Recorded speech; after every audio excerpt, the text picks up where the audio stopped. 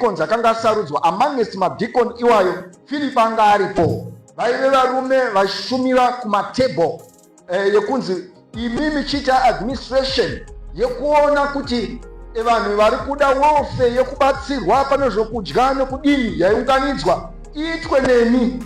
Isu mapostora torega kushumira patable. Ndio yanga iri idea yakanga yasarudzirwa vana Philip. But nyaya yandiri kutaurira nyaya iyi ndeyekutionesane kuti kana vhangeri richipiwa zvisinei nekuti munhu ane basa ripi kana kuti apiwa assignment ipi muchechi, akatoitwa empowered beyond kuita izvozvo, nokuti preaching of the gospel is not limited kumaapostle chete. Hallelujah. Hallelujah. Saka tinoona same Philip iye ndiye akazotopaparadzirwa vatendi vachitiza Sauro uyu anoenda kumaguta iwayo eSamaria, zvematebho zviya zvambosiyiwa, akutanga kuparidza shoko reRuponeso. Ari pakati pekuparidza ipapo, signs and wonders were taking place. Vanhu vaiporeswa, madhimoni aibuda, zvinhu zvaiitika to extend yekuti zvakashamisa murume ainzi Simon wakanga ari one of the sorcerers muguta imomo, anga ari semuroyi mukuru. Bible rinototi anga akatoroya guta iroro nekuda kwemashiripiti akaaita. But pari kuuya umwe murume ane simba guru kwazvo kudarika simba roun'anga raaishandisa, to extend kuti akashamiswa kuti ini zvangu ndiri chamangwingwi, ndiri godobori, ndiri sosara mukuru. But iri isimba ripi riri kuita kuti vanhu vaporeswe, madhimoni achema achibuda. Izvi zvaingoitwa nemurume aiita kunge ari ordinary zvake, but akapiwa simba romweya mutsvene. Haleluya. Saka gospel raparidzwa kudaro, vanhu vatendeuka. Philip nekuti anga ine level yake yekupiwa anoinding kwanga aitwa, ndo pakazonzwa maapostora Peter nana John zvikanzi kuSamaria kwaita mukurumbira kune vanhu vaponeswa. Ndo patinonzwa kuverse 14 Bible rakuti, now when the apostle who were at Jerusalem heard that Samaria had received the word of God, they sent Peter and John to them, who, when they had come down to pray for them, that they might receive the Holy Spirit. For as yet he had fallen upon none of them.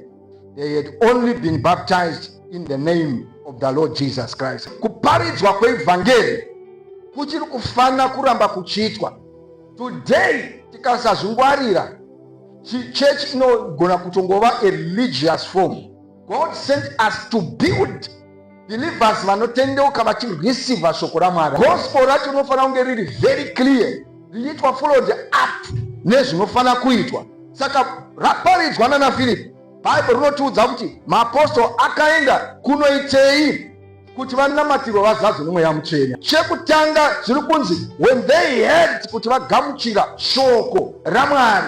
Chakanotevera kuti varume ava nemadzimai ava nevana ava vanzwa shoko paSamaria, chaakufana kuitwa nokukasika tisati tanonoka kuti vazadzwe nesimba romweya mutsvene. Lero chechi isina simba today, I don't mean isusu chete pana, in general zvisinei nokuti tiri kuungana kwazvo, tingazadza mastadium, tingaita sei, as long the gospel rashaya pattern yaro yekutanga kuti vanotendeuka, the next thing vanofana kuzadzwa nomweya mutsvene vachigamuchira simba raMwari. Tinoramba takaungana as religious groups tisina simba. Konzero maguta kana nyika ichiramba ichita unge iri muzvivi, ichiramba ichita unge isina chechi, inyaya yekuti takawanda tinoungana kuchechi, asi simba regospel ranga riri pafirst chechi harisisipo. Kana kuti harisipo, handisi kuti vanhu havasi kuungana, handisi kuti hakuna vechokwadi, ndiri kuti nouwandu hwedu dai gospel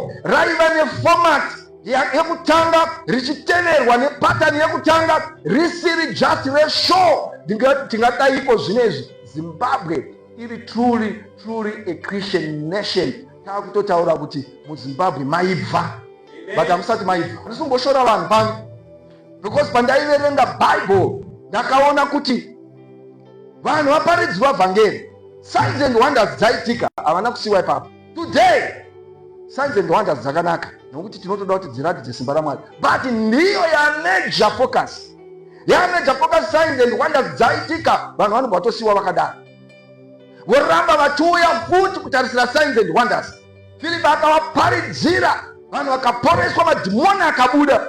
Chechi ikati no, tikasamhanya izvezvi vanhu vanosara vachingotaura matestimony.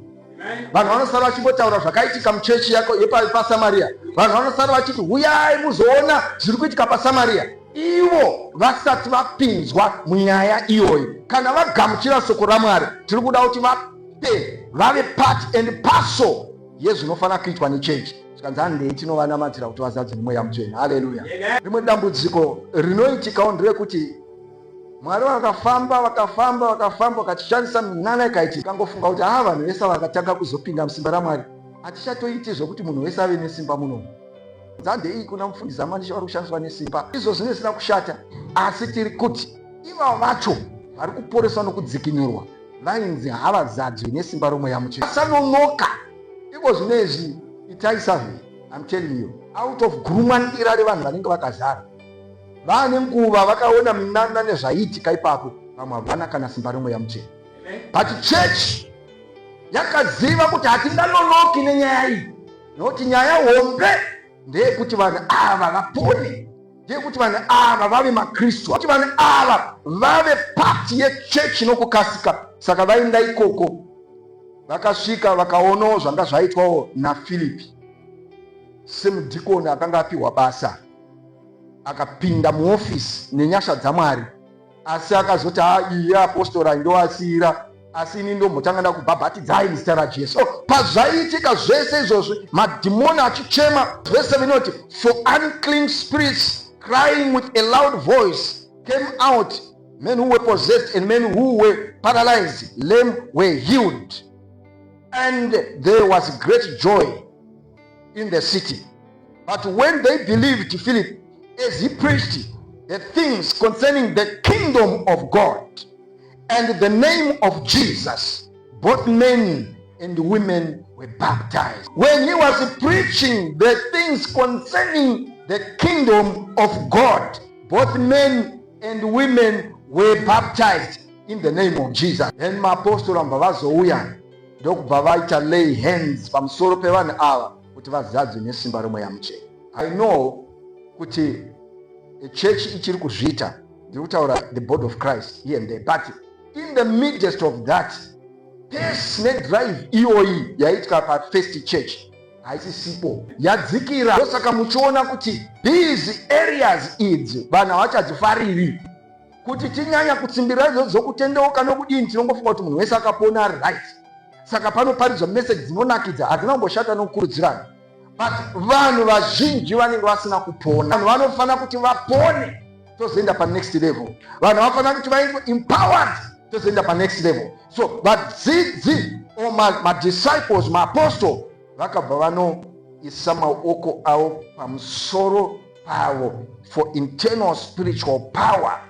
Yeukai Bible inotiudza kuna Acts chapter 1 kuti muchapiwa simba kana mweya mutsvene auya pamusoro penyu, ipapo muchava zvapupu zvangu. Ende pana parunzi muchapiwa simba raireva munhu wese kuna Acts chapter 1 verse 8. Everyone, whether a bishop, pastor, ordinary member, muchapiwa simba kana mweya mutsvene auya pamusoro penyu. Why am I preaching message? Ndiri kuziva kuti tichiri kuvaka basa raMwari. Haleluya.